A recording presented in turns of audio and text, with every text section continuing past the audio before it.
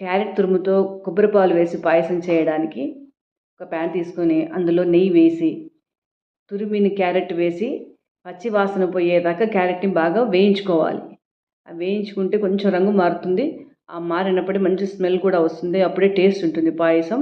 బాగా 4-5 నిమిషాలు వేయించుకోవాలి. మంచి వాసన వస్తుంటుంది. ఆ టైంలో కొబ్బరి పాలు వేసి కొబ్బరి పాలు తురుము చిక్కబడేదాకా ఉడికించుకోవాలి. పాయసం బాగా చిక్కబడింది. ఇందులో కాస్త రుచి కోసం, ఫ్లేవర్ కోసం కుంకుమ పువ్వు, ఇలాచి పౌడర్ వేస్తున్నాను. కప్పు క్యారెట్ తురుముకి 1/2 కప్పు షుగర్ వేసుకుంటే సరిపోతుంది. బాగా ఉడకనిచ్చేసి పాయసం రెడీ అయిపోయింది చూడండి. దించే ముందు ఒక స్పూన్ నెయ్యి వేసి దించేయండి. చాలా రుచిగా ఉంటుంది క్యారెట్ పాయసం. కొబ్బరి పాలతో క్యారెట్ పాయసం చాలా రుచిగా ఉంటుంది. హెల్దీ కూడా.